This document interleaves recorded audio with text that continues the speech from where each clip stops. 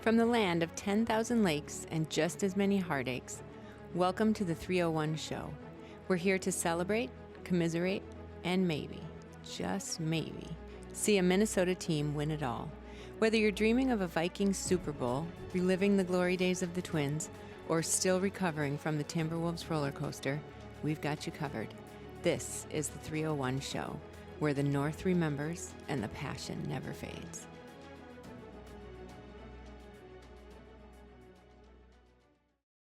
Yes, welcome back to episode 24 of the 301 Show. Do apologize, I was out of town all week last week. That is why episode 24 is coming out a week later. But we've got some great news here in the Minnesota sports world. We've got a couple of big signings and an injury update from TCO Performance Center. And then over at the other ones, the Twins are having a mediocre week this week. The Wild and Timberwolves are full in their off-season work. And the Minnesota Lynx are absolutely killing it to start the season. So let's get into all of that plus more here on the 301 Show. All right, moving into the Nordic Report now. We've got a few things to talk about. Again, we're in kind of the dead of the offseason. We've got some news coming out, though. We've got the Vikings starting the mandatory mini camps this week for a couple of days.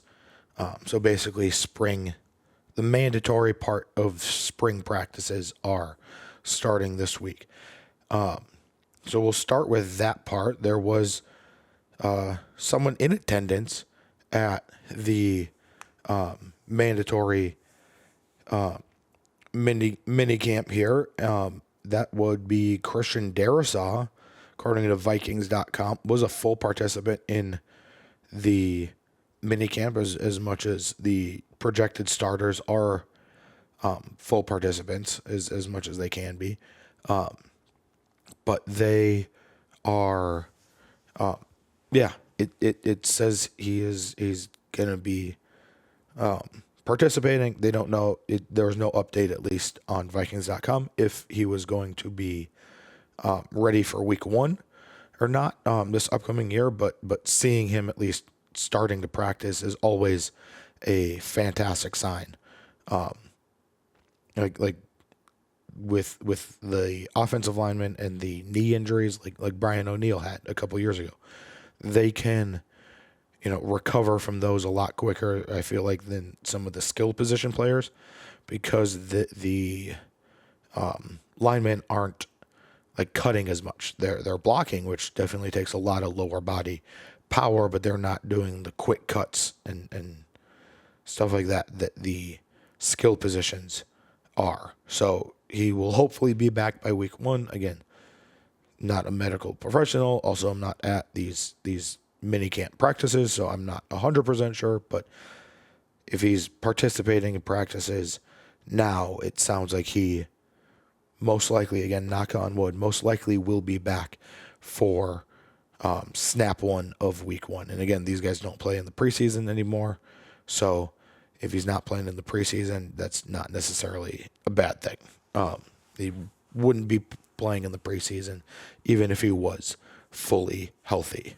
Second bit of news out of Eagan here, TCO Performance Center, is Josh Oliver, tight end for the Minnesota Vikings. He was the tight end 2 last year.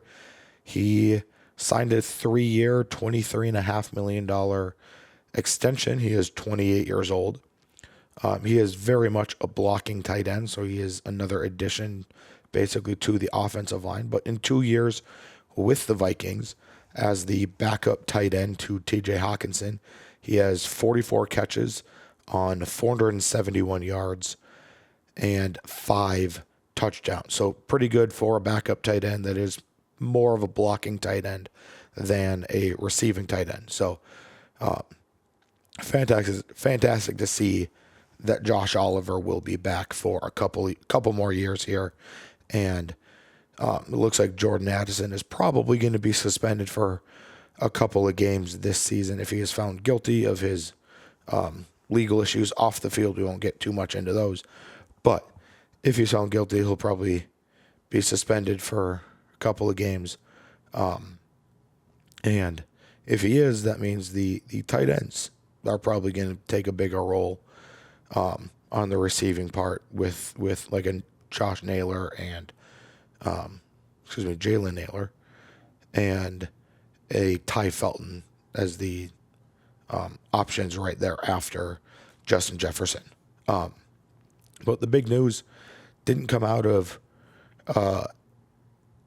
Egan. It came out of Pittsburgh and puts to end some rumors about Egan. But Aaron Rodgers signed with the Pittsburgh Steelers within the last couple days. So that, again, puts to end some of the rumors that the Vikings were going after Rodgers. Now, do I think that was a conversation in the front office? Do I think Kwesi and KOC and some of the higher-ups in the Vikings organization had conversations about Aaron Rodgers? Absolutely.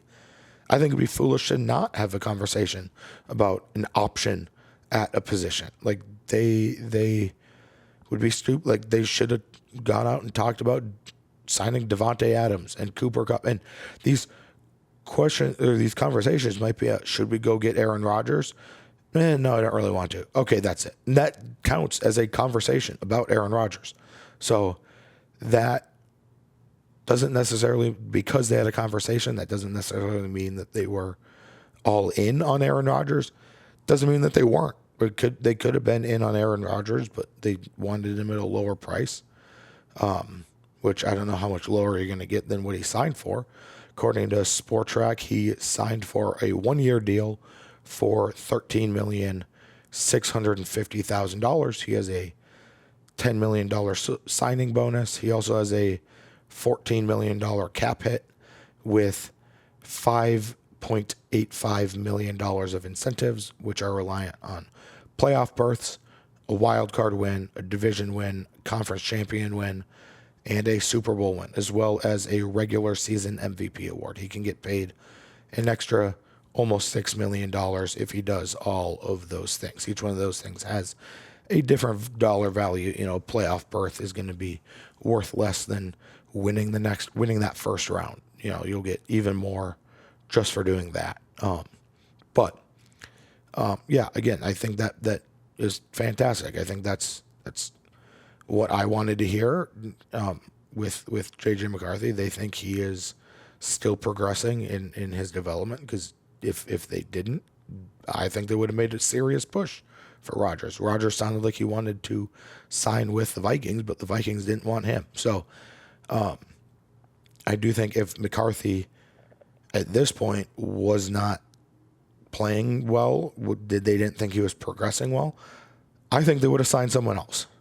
Like, I think just because you have a guy in the top 10, this roster is good enough to be Super Bowl contenders. I truly think that. It all depends on the quarterback. It all depends on if J.J. McCarthy can even be just an average quarterback in this league. Not his rookie year, but his first year as a starter. He hasn't played a single snap of regular season, like real non-preseason football in his career. So if he can go out and perform even a league average, I think this roster is good enough to carry a league average quarterback into the playoffs and make a pretty good playoff run.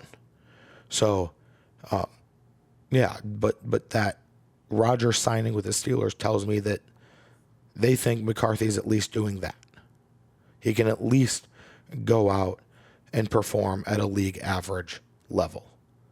And they think he, might not perform as well as Sam Darnold would have this year, but would have signed better, or would have performed better than what Sam Darnold would have at what he cost. Because J.J. McCarthy's still in his rookie scale contract. So they're like, we'd rather take maybe a little bit less production, but at a cheaper price to build a team around him. That's what the 49ers did with Brock Purdy on his rookie deal. They put an insane team around him, and he performed well in that, with that roster, with that car he was driving, that Corvette he was driving, and that got him $55 million a year. Do I think J.J. McCarthy's going to get $55 million a year? Maybe. It's not out of the question. If he takes us to a Super Bowl, he probably should. But if all he needs to do is just be a league average quarterback. And I don't think that's too much to ask out of a top 10 pick in the NFL. And if you look at these teams like around the league too, with younger quarterbacks that seem like busts, look at what their defenses are asking them to do. Their defenses, the offense and defense are a relationship. The defense can go out and say, like look at the Patriots and the Bears from last year. I mean, actually look this up really quick. But those two quarterbacks, obviously rookie quarterbacks, they were both Caleb Williams and Drake May, both in J.J. McCarthy's draft class.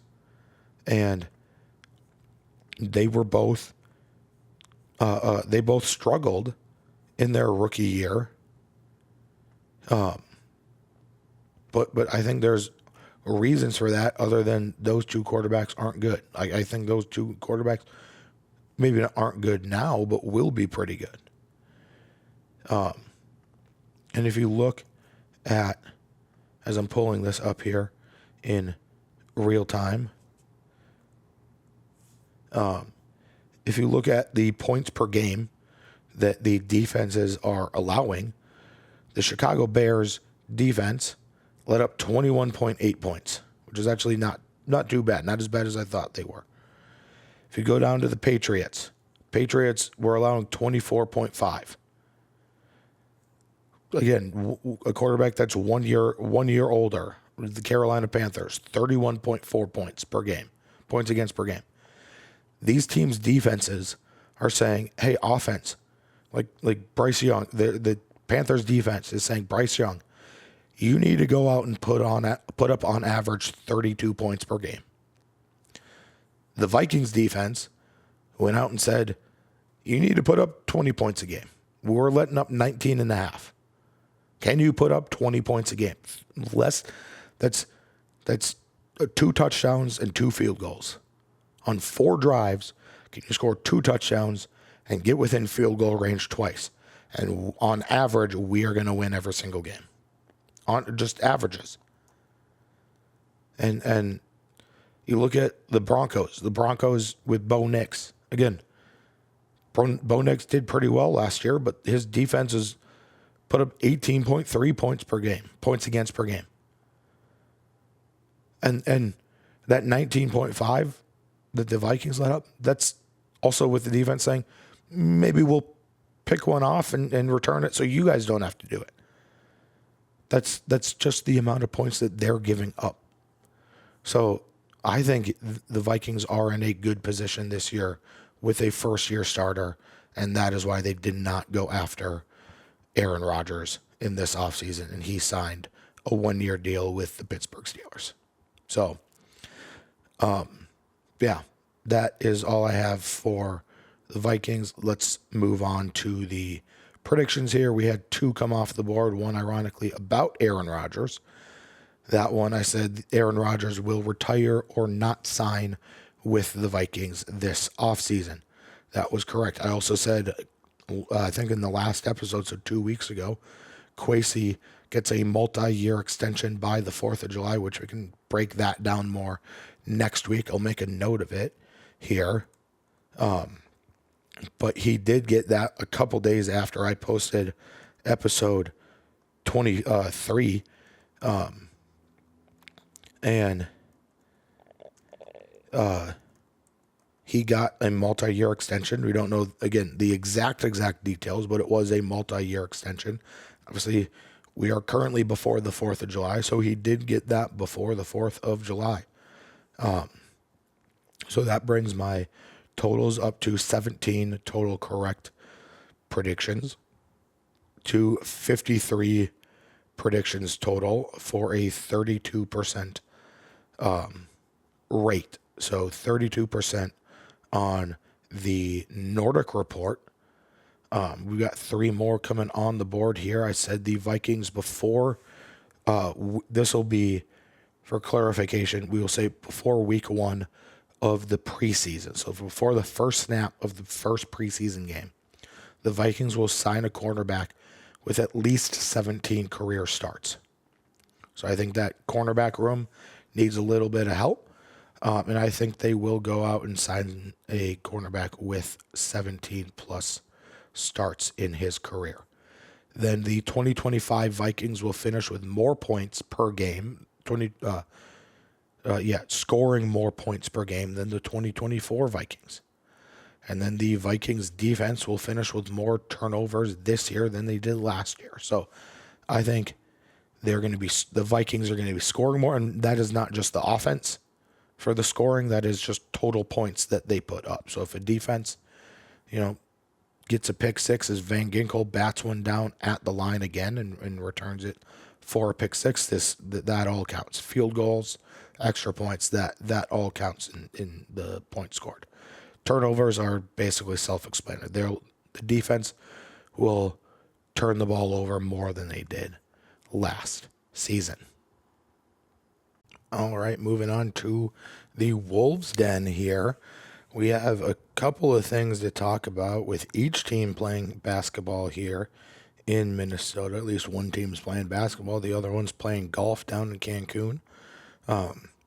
The Timberwolves lost Game 5 by a score of 124-94. That series with OKC was a joke, basically. Like, they did not deserve to win that series. They didn't play anywhere close to where they needed. And I think if they played like that against the Pacers, from what we've seen so far here in their NBA Finals against the Thunder, they would have gotten destroyed by the Pacers as well. So I don't think it really would have mattered. But they mercifully put an end to that series against the Thunder. Now, do I think they can be back next year? Absolutely. I think they can. They have a good enough team, and no matter what happens this offseason, I do think they have a good enough team to make it back to the Western Conference Finals. It's, can they get over that hump? And again, we haven't seen it happen, but even if they had, I don't know.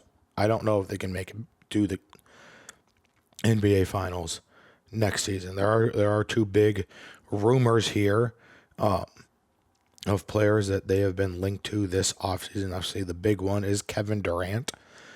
They were linked to him at the trade deadline, and apparently there are reports out that say that there was a deal in place, and those reports came out pretty early that there was a deal in place. But then there are new reports that have come out in the last couple of weeks that have said it was actually the Suns were the ones that backed out of the deal that would have sent KD to the Timberwolves.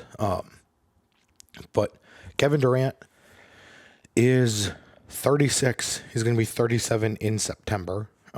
So before the season starts, right around when training camp starts, he'll be 37.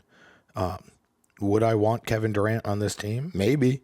Depends on what you're asking. Would I want him on this team? Yes, I would want him on this team.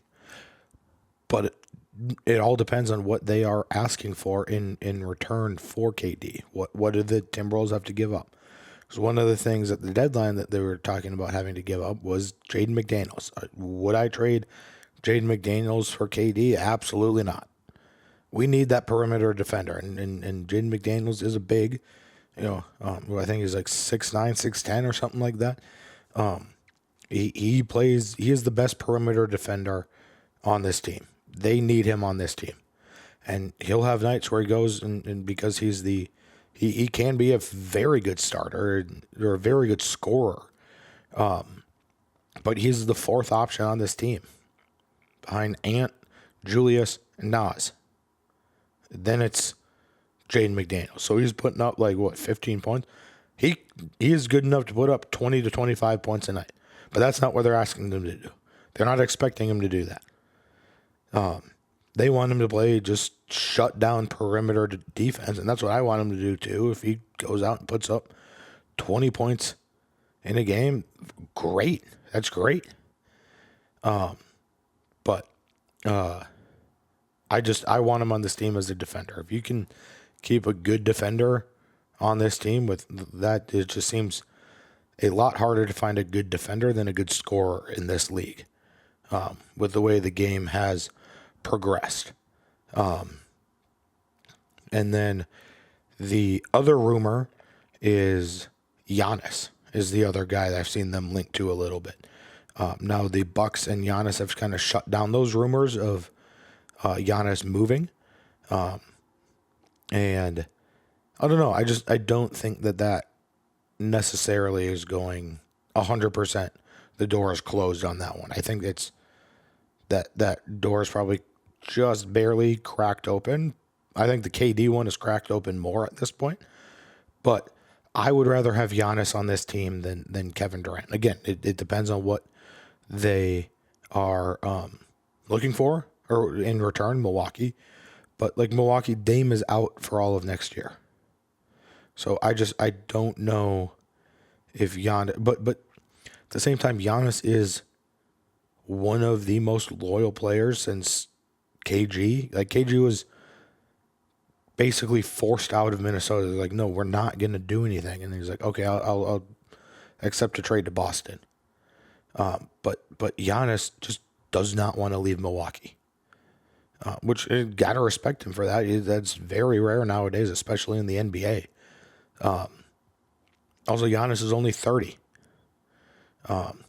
Giannis is way better defensively. Now, I think one of the pieces in this trade, if you do go and trade for Giannis, would have to be Rudy Gobert. I don't think you can have Giannis and Gobert on the court for that much time in a game, and obviously those are two very big pieces that are going to need minutes. So I think Rudy would have to be a piece of the puzzle to go out and get Giannis to Minnesota. So of those two, between KD and Giannis, I would rather have Giannis, but I think KD is the more likely option at this point in reality here. So keep an eye out for some sort of move like that. The other basketball team, the Minnesota Lynx here, the WNBA team here in Minnesota, playing absolutely outstanding through their first 10 games of the WNBA season. They are 9-1 on the year. They have 84.4 points for per game. That is second in the WNBA. They're sitting in third place on field goal percentage. They have the best 3-point percentage in the league. They're fifth in free throw percentage. Their rebounds per game, they're seventh. Blocks per game, they're fifth. Their points against per game, they are second. Field goal percentage against, they are fourth. So holding teams in not a super high percentage. 3-point field goal percentage against is second in the NBA. So they are very good at shooting 3-pointers and then not giving up a lot of 3-pointers too. So that's absolutely great. They're good from the perimeter and really good at defending the perimeter. Rebounds against per game is 33.7. That is fourth in the NBA. Blocks per game is also fourth. The one area they are kind of struggling is the turnover differential per game. They are sitting at minus 0.2. That was before last night's game, which was their first loss of the year. That was sitting at minus 1. So they were turning the ball over one more time than they were getting a turnover. So like to see that number keep creeping back towards the positives on that end. That they are tied for 8th in that category. They've got a couple games up ahead here this weekend and into next week. They play 2 home games against the Los Angeles Sparks on Saturday the 14th at noon. And then they play the Las Vegas Aces at home at Target Center at 7 p.m. on Tuesday, June 17th.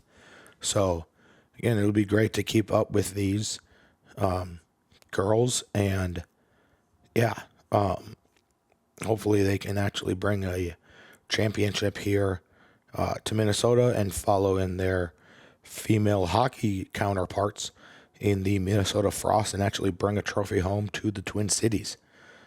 Because the two women's hockey teams seem to be the two women's professional teams, the basketball and the hockey teams seem to be the only professional teams that can actually win something here in the state of Minnesota.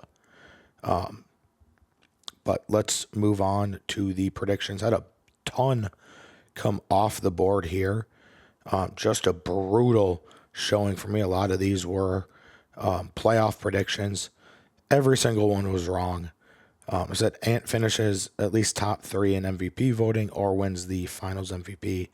Did not do either one of those. Ant will win Dunk of the Year again this year. He did not. Nas will drop 30-plus points in a playoff or play-in game. He did not. Ant drops 45-plus in a playoff game. I think he dropped 40 was the closest he got. Nas Reed is the leading scorer between both teams in at least one playoff game. That was untrue. Wolves win the Western Conference. That knocked it out immediately. Wolves play the Knicks in the finals. Neither one of those two teams made it. Ant wins Western Conference Finals MVP. Could have happened, but it's tough to win the Conference Finals MVP when your team loses. The Wolves lose the Western Conference Finals in exactly 6 games. Highgate was way too overconfident with them. They lost in 5 games. Ant drops 40-plus points in Game 5. He did not. They looked awful in Game 5 against the Thunder. That leads me... Let's see. I don't know if that is correct there. Let me pull the actual stat tracker here. The Wolves end. No, that is incorrect. That was the different segment here, but on the Wolves end, we are 13 of 57 for 23%. So 13 of 57 for 23%.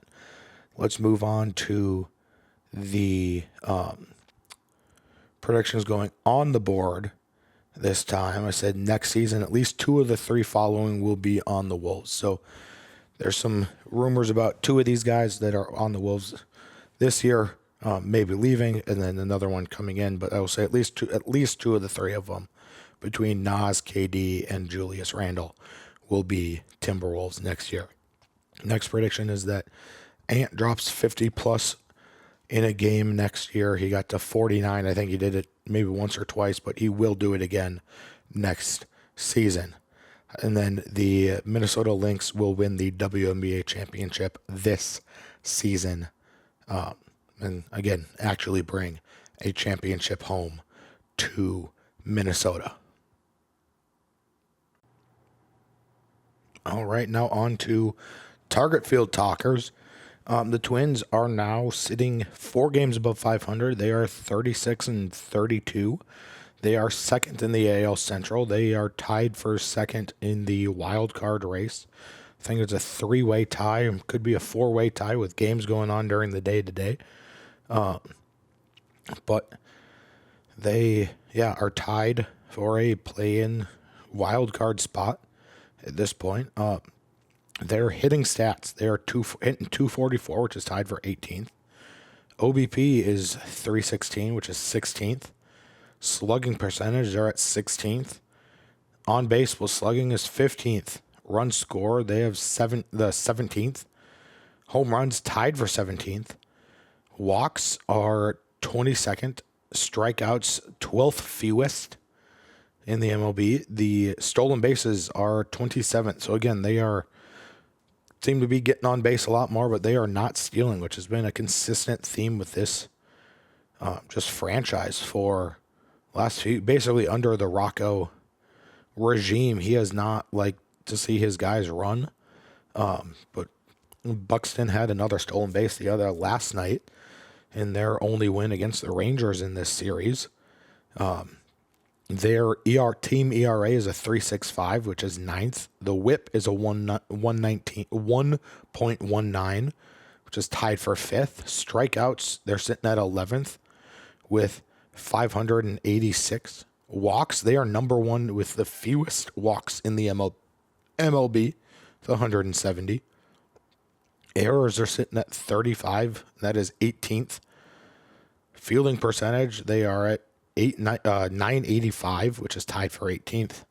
So again, the fielding needs to step up a little bit. The Buxton last night, though, made a phenomenal catch in center field. Absolutely, we'll try to see if we can find it and link it down below for you. You should absolutely go check out that Buxton catch in center field. Buxton had one hell of a game last night. And he was 3 for 3, I believe, with a couple of singles, a double, and a home run. And that home run went 479 feet. He also had a stolen base, couple ribbies, and made a phenomenal catch in center field. So, again, player of the game last night, and their only win against the Rangers was absolutely Byron Buxton. But in their last 5 series against the Rays, Mariners, Athletics, Blue Jays, and Rangers, they are 7-9. So they are right back to their kind of ho-hum, right around 500 ways. They went on that insane winning streak, and then they are just back to 500. And they only won one of those series, and that was when they won 3 games of the 4 against the Athletics. So 3 of their 7 wins in their last 5 series came against one team, and it is the struggling Athletics team. And the one game they lost 14-3. So they have been getting blown out lately too, because then they played the Rangers at home. That Athletics series was in Sacramento, but at home they lost the first game of the series against the Rangers, and then lost the third game of the series against the Rangers by a combined score of 32-7. They lost the games 16-4 and 16-3 earlier today. So brutal series here against the Rangers. I know they did win the one game 6-2 last night, but horrible series against the Texas Rangers. And again, this last stretch here is exactly why I have not bought into this team. I haven't. I can't buy into this team. And obviously they're gonna have stretches where they, hit a skid and they're going 500. But it seems like this is like they're good. Other than the 12-game winning streak, their good stretches are again just the reverse of this, where it's 9-7, and it's like they had to have that 12-game winning streak just to claw back to 500. They started the season off horribly, and then they had a 12 or 13 or whatever it was game winning streak, and they were 500 again. And I'm like, I can't buy into this team. It's atrocious. But the looking ahead here, the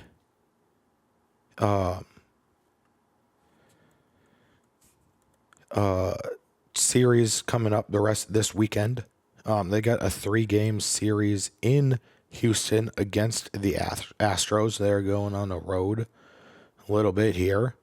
A couple more reasons why they are, I can't buy into them too. Again, this is kind of out of their control, but Pablo is out with a shoulder strain for 8 to 12 weeks. And according to the Skor North Twins podcast, beat podcaster Declan Goff, it's probably going to be around September when he comes back. So that is a massive blow, because this was Pablo's best season of his career up to this point. And him and Joe Ryan and Bailey Ober, after the whole IV, needing an IV in his arm the day before a start, Bailey Ober, after his first start of the year, plus those other 2 pitchers, were amazing. They were fantastic. Like, they were insanely good. Like, they might have been one of the best, like, starting trios in the league this year. But Pablo goes down. Ober struggled a little bit the last couple games, and they're having to just play mix and match. And then on top of that, one of the young guys that they called up that I thought was going to be pretty good for him, Zebby Matthews, was also placed on the 15-day IL. And it's like, again, I know most injuries, not all of them, but most injuries are out of their control. But that just makes it even harder for me to buy in to this team because there are going to be injuries on this team. So if you start by digging yourself a massive hole that you have to now climb out of, and knowing that there are going to be injuries in a 162 game schedule, like that, I can't buy in to a team. Do I think this team could make the playoffs? Absolutely. But I saw like last night, again, things change. There's day games going on Thursday. Wednesdays and Thursdays are the day game days, including Sundays, but the midweek day game days are Wednesdays and Thursdays. But I saw yesterday on Instagram that if the playoffs ended today, or meaning yesterday, the Twins would be playing the Yankees in the first round. You think the Twins can beat the Yankees in the playoffs this year? I don't. As much as I hate the Yankees are the far superior team this year. Like I despise the Yankees. My second favorite team in the MLB is whoever's playing against the Yankees. But I don't see how the Twins are going to beat them in the playoffs. And I don't, obviously if you can't win the first round, you're not going on a deep playoff run. So this team is just keeps digging itself deeper and deeper into a hole and not even just for like a season, like they did at the beginning of this season. Like they keep digging themselves into a hole of I can't trust you. Like I can't get on board with this team right now. And that sucks. I wish I could. Ballpark's amazing. Fans are showing up, even though this is just not a great stretch for them right now. Fans are still showing up. Again, there was the 16-4 game on Tuesday. It was announced attendance of 25,000 fans in a stadium that holds 38,000 to 40,000 fans. Like the stadium was well over half full. And obviously that doesn't sound, when you put it in terms of percentages, that doesn't sound great, but the Twins had a game with 10,000 fans earlier this year. They over doubled that. And then they proceeded to lose 16-4. Last night, there was rain all day here in the Twin Cities. Didn't know if the game was going to, just suddenly stopped. Game could have gotten rained out, postponed to today, delayed, anything. There were still almost 20,000 people. There was 18,000 people in that stadium.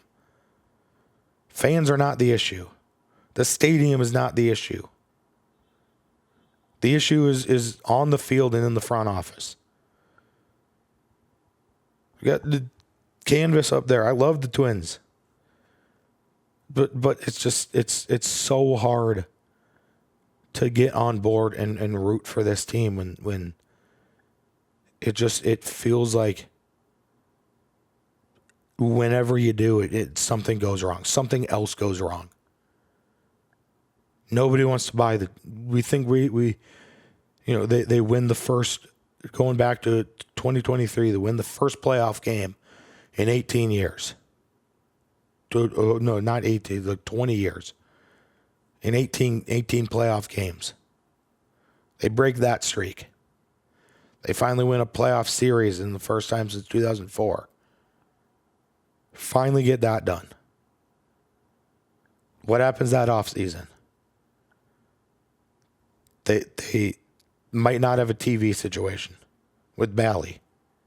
Now FanDuel, it's FanDuel Sports Network. Might not have a TV contract with them. They also with Comcast, they finally re-signed with Bally. It's for a lot less than what they were expecting. FanDuel or Bally gets into contract negotiation issues with Comcast. Now, a huge part of your fans, regardless, can't watch games either. They announced they're slashing the budget because they don't know where the TV revenue is coming from. At the chance they thought they could have gone all in.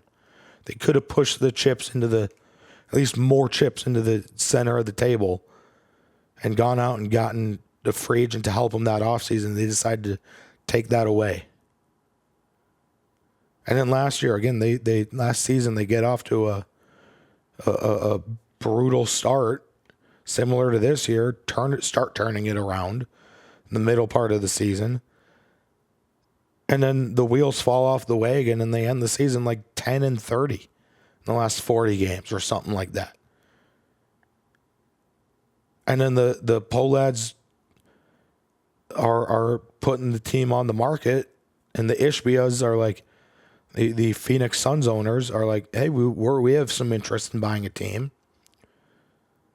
And then they're like, no, we'd actually buy the Chicago White Sox. They have interest in the the Ishbios have interest in buying the Chicago White Sox. I don't know where that was, but they pivoted from the Twins to the White Sox, who are still coming off of a season where they set the record they broke the MLB record for worst record in the MLB. The Ishbia said, no, we'd rather own that team. How bad are the Twins? How bad is poorly the front office run? If the Ishbia said, we think the White Sox are a better investment. Because these billionaires aren't just going to go out and just buy a team for fun. There's some owners that want to see their team win a championship, because they're fans of the team and they're willing to spend all the money and do whatever it takes for their team to like Steve Cohen, I think the Mets owner. He's a Mets fan. He wants to see the Mets. He's hasn't worked yet, but he's at least trying. I forget his name. He just passed away. The Padres owner.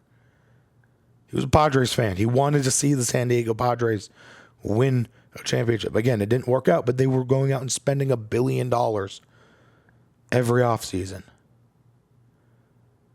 And the Ishbios came in and had a meeting with the Polads, and we're like, actually, we're good. And then this year, the Twins start off 0-4. They somehow claw their way a little bit up, and then they go on a 12-game winning streak that gets them to 500. They haven't really been able to get much more than that. Now your best starting pitcher, one of your two best starting pitchers, him or Pablo or Joe Ryan, were your two best starting pitchers this year, is now out with a shoulder strain. You had to put your Chris Paddock replacement on the injured list too, and Zebby Matthews. And one of your guys that should be one of your corner pieces of the bullpen, Jorge Alcala, had an 8.88 ERA. You have to trade him to the Red Sox for a 21-year-old prospect it's in single A right now. Andy Lugo. No, I'm not trying to rip on Andy Lugo, but Jorge Alcala should have been better than this. He absolutely should have been better than this. An 8.88 ERA in the MLB is absolutely unacceptable. I don't know how the Red Sox traded for him. Maybe they thought he just needed a change of scenery. The good thing about Andy Lugo, though, is he has started games both at third base and first base this season. So he's got some versatility in the infield. Bad news for Andy Lugo, the Twins have a logjam in the infield right now. So I don't know what they're going to do at this point with their infield. But I do want to, I was ranting about negativity on the Twins. I do want to point out two performances so far this year that have been absolutely phenomenal. First one is Johan Duran. Again, not just because of his absolutely insane intro, his walk-in, which is fantastic. Again, if you haven't seen it, I'll try to find it and link it in the description down below. But Johan Duran is a 1.15 ERA and 31 innings pitched. So he's only allowing just over one earned run every 9 innings he pitches. He has a 1.02 WHIP, which is walks plus hits per innings pitched. So every inning he pitches, he's only allowing one runner that's his fault. Either a walk or a hit. He's only allowing one. He's got 37 strikeouts to 11 walks. That's a 3.4 walk per strikeout per walk rate. And he's got 10 saves on the year. Fantastic, absolutely fantastic. And then their big pickup in the offseason on the pitching side, Danny Coulomb, 0.00 ERA. He has yet to allow an earned run on the year. He's 17.1 innings pitched. He's a 0.58 WHIP. He's got 19 strikeouts to 2 walks for a 9.5 strikeouts per walk rate. So, again, Twins seem to have having a negative season this year, except these two guys are absolutely killing it out of the bullpen. So, hats off to Duran and Coulomb, but just not much else to hats off about at this point. But as we transition over here to the predictions, had 3 come off the board this week. I said the Twins would win 6+ games on their 10-game road trip. They won 5. Royce Lewis hits a grand slam in his first 15 games of the 2025 season. He did not. And this offseason, I said that Rocco Baldelli will be ejected 3+ times this season in 2025. And he has already been ejected 3 times this year, which last year I think he was ejected once or twice. So he's already eclipsed that rate. I think his career high being ejected in the season is 5. So we will be sure to track that the rest of this season to see if Rocco can break a career record with the Twins here. 3 predictions going on the board here. The Twins are going to take 2 out of 3 in Houston because I know how this team rolls. They're going to try to bring you back. Big piece here. Royce Lewis has been struggling at the beginning of this year. He's going to get his average back up to 200 before July, to 200 or above before July. So, and I will say on July 1st, it will be 200 or above. It won't just be, on June 20th, he'll have a 200 average and then it dips back down. No, on July 1st, he will have a 200+ average. And then the Twins will finish second in the AL Central Division this season. All right, now on to the Rinkside Report here. The Wild have a couple of interesting moves here, the decisions they for sure need to make before next year during free agency here. First and foremost is the report. There's a report that came out from Chris Johnston that said that there is no shared vision between the Wild and Marco Rossi on a contract extension. And they are likely moving on from him this offseason. So one of the big players in the Marco Rossi sweepstakes basically is Vancouver, because Brock Besser is likely leaving this offseason, so they could use another younger forward in Vancouver. So look for that again this offseason. Rossi being linked with the Canucks if this Chris Johnston report is true. And the Wild and Rossi can't get an extension done. As for the rest of this segment here on the Wild portion of it, before we move off to the Frost, I do want to do a little bit of a cap space breakdown. the Wild have right now, they have 79,710,000 already wrapped up in salary, which means they have 15,790,000 in available cap space, which they have 5 guys that were under contract last year that are eligible for or that are going to be hitting free agency.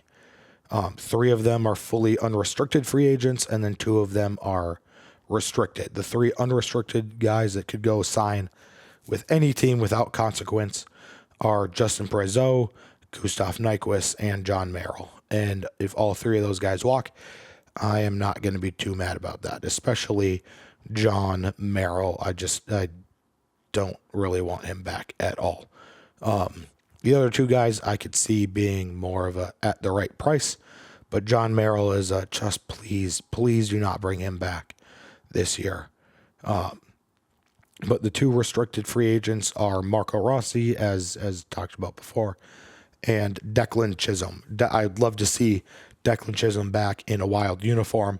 And again, restricted free agents just mean they can go sign somewhere else, but the team that they were under contract with before has a right to match whatever deal that they accepted with another team, or if they don't, if that team decides to not match that contract. So let's say again the Wild don't trade Rossi to Vancouver, but he goes and signs with Vancouver in this offseason. Let's just call it, I don't know what his numbers actually look like, but let's just make it even here. And let's just say it's a 5-year deal at $8 million per year.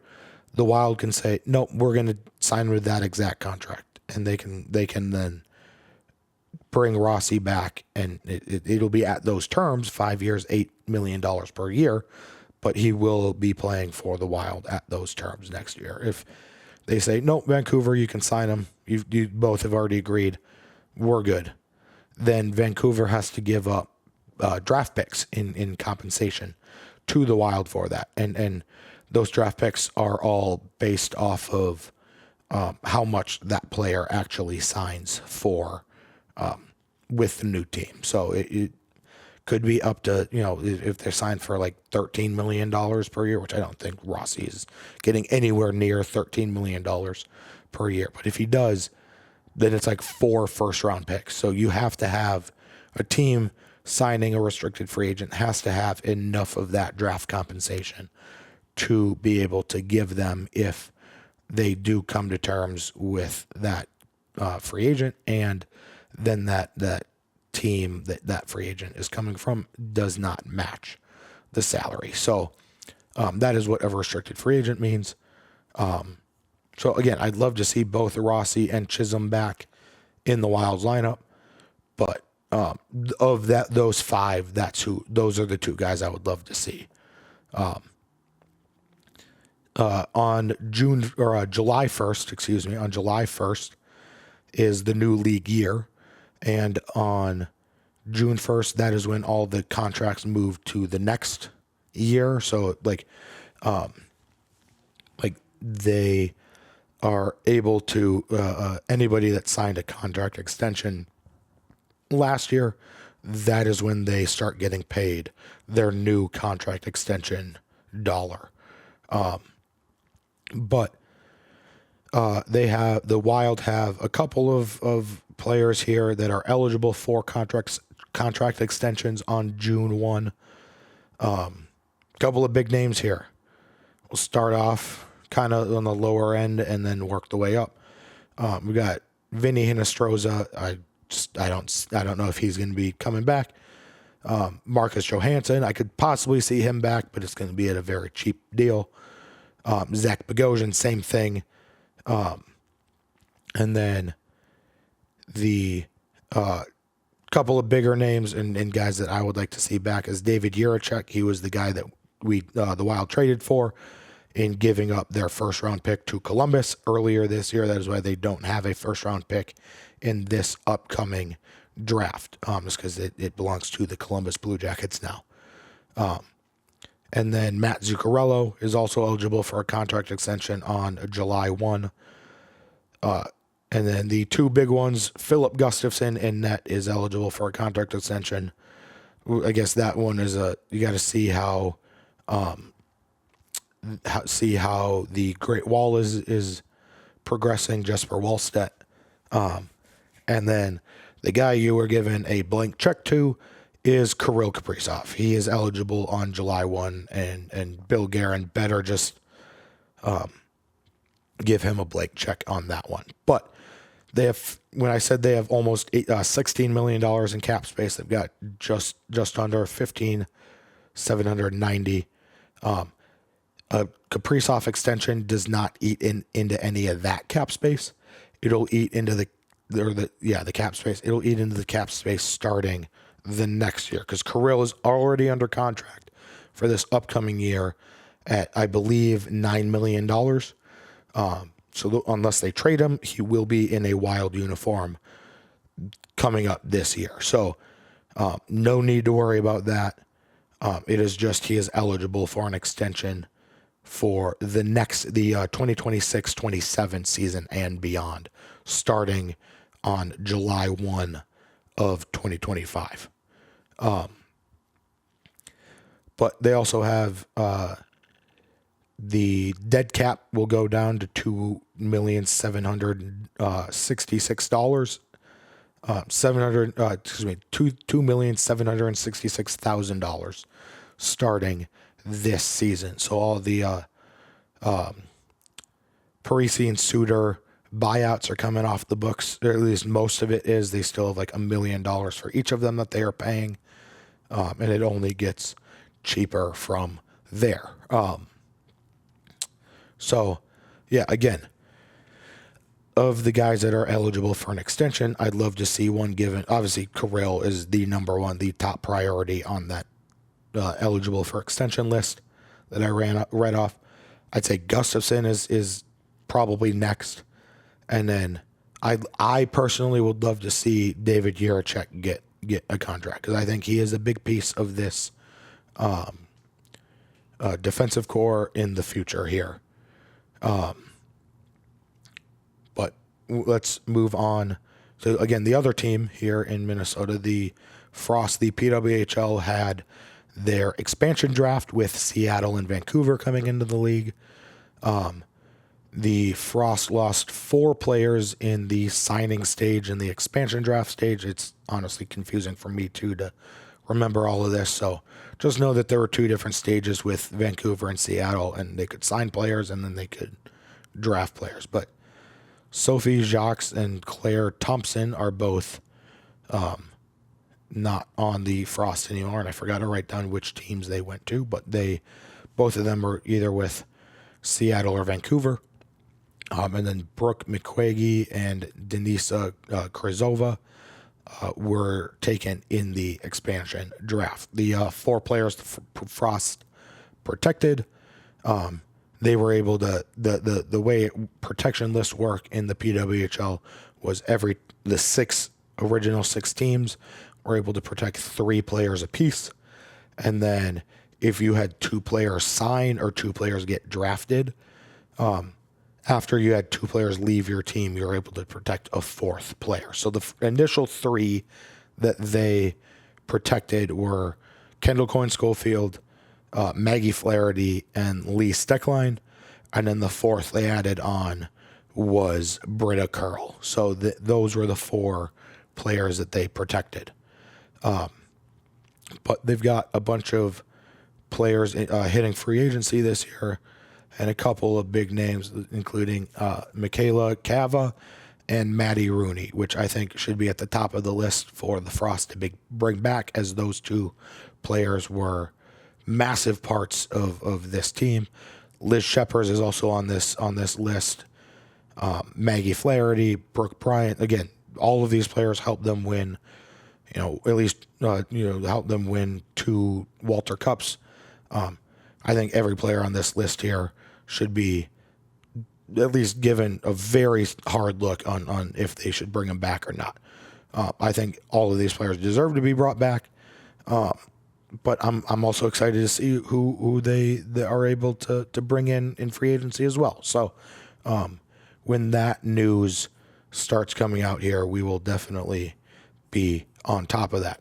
And any of the Frost players, again, you want to see on 301 Banter too, the interviews, which if you haven't seen those, go check those out. We got 3 of those up right now. We interviewed former Navy basketball player Mimi Schrader, who is also in the Navy right now. We interviewed Louis Wayman, who's playing for the Penticton V's this past season, and then we interviewed St. Thomas goalie Jake Seibel after he had just finished his senior season at St. Thomas. So go check those out. There'll be a playlist on the 301 Show channel that you can go check out those videos too. But any of these players too, I'd love to get the Frost players, if possible, on 301 Banter too. So, let's move on to predictions here.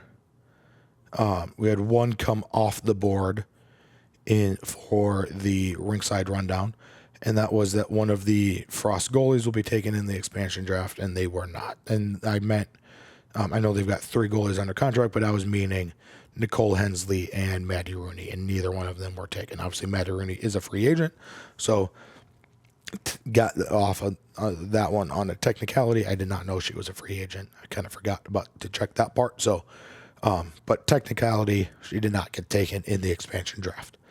That brings my total correct to 17, total predictions to 53 for 32%. We've got 3 predictions coming back on the board here, and that is, first one is that the Frost will re-sign Rooney, Maggie Flaherty, and Michaela Cava. And then over the Wild, Kirill and Gus Bus will get an extension this offseason. And then both the Wild and the Frost will win their respective home openers of the 2025-26 season. So a couple of re-signings / extensions, and then both teams will win their home openers this upcoming season. All right, so we're on now to the power rankings. So we've got something a little bit different here for the power rankings this time. I'm going to go through and give each Minnesota teams, each of the teams, the 4 major sports teams. So just the Timberwolves, Twins, Wild, Vikings, and give their teams Mount Rushmore. So the Mount Rushmore of each team. So we will start here with the Timberwolves, and again, these are in no particular order too. So I numbered them, but again, no particular order. I got Flip Saunders on the Mount Rushmore of Minnesota Timberwolves. It just doesn't need to be only players. It's just on the Mount Rushmore of Timberwolves. Best coach, at least thus far in team history. You'll see maybe next year if the Wolves win, maybe Chris Finch is taking Flip Saunders' spot at this point. But as for the next one, I've got Karl Anthony Towns. Again, he was the number 1 overall pick. Played very well, won Rookie of the Year. Was a good player. And then got traded, helped them get to the Western Conference Finals at least once. Karl Anthony Towns makes it on my Mount Rushmore of Timberwolves players. Next up on the list already, Anthony Edwards. Already on this list. And I think he very much deserves to already be on this list, as he is the cornerstone of this franchise right now. Number 1 should be absolutely no surprise to anybody out there. Number 1 is Kevin Garnett. He needs to be. He is the first and foremost. Again, as of right now, Again, Anthony Edwards could pass him, but as of right now, he is the best player in franchise history. He was the original one to get them to a Western Conference final. All right, sorry about that. That cut off there as I was finishing up the Timberwolves, but that was basically everything I needed to say about Kevin Garnett. Just best player in franchise history. And yeah, as for the Twins here, 4 new names here on the Twins. The first one, as I get this blocker moved here, Joe Mauer. Joe Mauer, Minnesota-born player, won the MVP. Is one of the greatest catchers in baseball history. Absolutely has to be on this list. Only catcher to win 3 or more batting titles, and he did it all with the Twins. So, while also being one of the greatest defensive catchers too. You can say what you want about his first base days, but catching his catching career is one of the greatest catchers in history.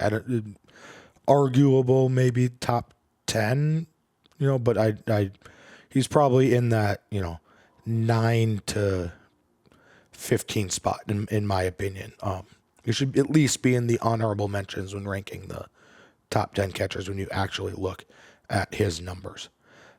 Next up on this one, for the Twins on Mount Rushmore, is Rod Carew, Hall of Famer.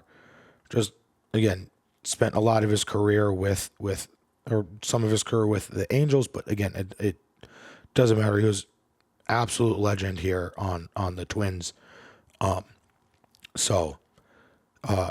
Yeah, Rod Carew makes it on. And then Kirby Puckett as well. He makes it onto this list.